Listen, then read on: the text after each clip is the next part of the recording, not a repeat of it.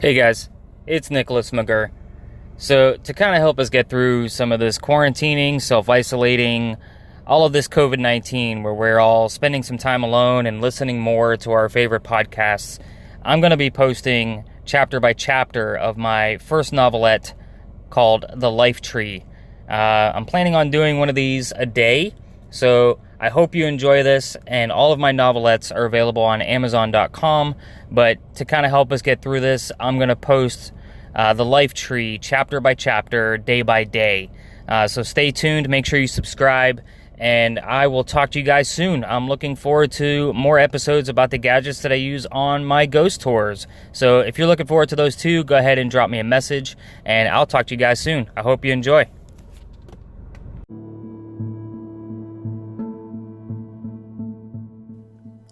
The Life Tree by Nicholas McGurr, Chapter 5.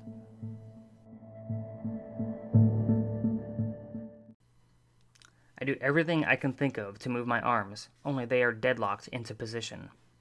Though I can move my head around, I find that the pain of the stiffness in my ankles has now returned, and I must look absolutely ridiculous, with my arms straight up in the air and my legs unable to move. I look around for the first time in this scenario, as I was enthralled with a cigarette and coffee just moments literally before. It's a ghost town, like something out of the Old West, and it's all I can do but scream for help as I stand as if the sheriff has a gun to my back. This is becoming absurd. I left my cosmic cloud form to enter this daydream only to find the firm death grip on my ankles here as well. My body begins to sweat from the strain it is going through, and well, sweat is itchy as it pours down your face. Panic time as I look frantically around. Old wooden buildings with low flat porches and the cliched tumbleweed goes by, showing no signs of intelligent life anywhere. I wish I had a cigarette dripping from my lip now. At least I would be ready for execution. The sun is high and beats down on me hard, causing the sweating to become worse. I honestly don't know which is worse, the sweat beating down my face or the imaginary stretcher forcing me to get taller. I shut my eyes, hoping that I can enter back into the deathly cosmos of confusion. The only proof I know it works is that I can no longer see anything. The firm stiffness of my outstretched body in the Wild West scene is still there. Great, the uncomfortable feelings are now passing over with me. Why couldn't the ocean pass back and forth with me as I enjoyed the waves crashing against my feet? This is some kind of cruel and unjust punishment. Were there small, delicate sins in my life that caused this punishment? I wish I could remember all the things I said in life, good, bad, and indifferent. Perhaps previous conversations would shed some light on this abyss of nothingness. I find that I still cannot speak or hear anything. At least I don't think I can hear anything, since there is nothing audible to hear in this place. At least since the voice I heard in what seems to be years ago now. If nothing else, there was a desperate hope in that voice. Back at the Tree of Life, where my limbs are mobile.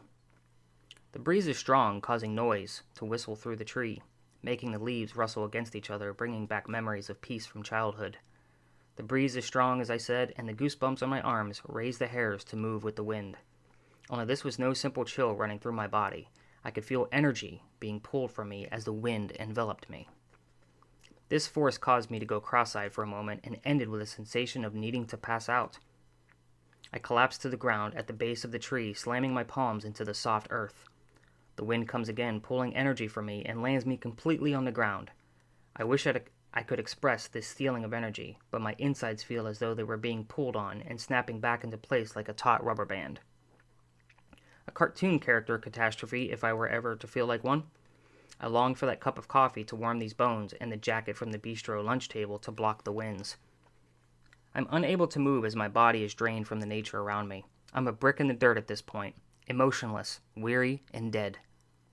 I cannot even pick up my head to begin the process of standing up. To my surprise, my head landed so that I may face the tree, and I laid there in the grass, watching the tree stand strong against the wind. Not one branch twisted or bent to appease the wind. The leaves blew up slowly, sending life to other beings, but the trunk and the outstretched branches remained steadfast as the roots kept the great tree in place.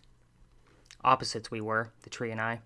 Me with my face to the ground, while the tree stood there mocking me, egging me on to get up and face the winds, to feel the strength of the winds taking my energy and life only to take it to something else so that it may live longer, feel stronger, and to become something better. The wind needed me, a dead being to bring life to something else. I felt as though the tree wanted my companionship, someone or something to pass the time with as it produced and gave life to other creatures of Mother Nature. Back in the cosmos, my arms still stiff, but I could feel them bending on their own. My ankles still sore, only I felt more than two. I felt as if I had 1,000 legs, all of them being held down to the worst degree. This is probably the result of swelling that is occurring from the pain of the stiffness. And although I am dead, this is the reasoning I come up with, because it comes natural to me to think like a human. Human?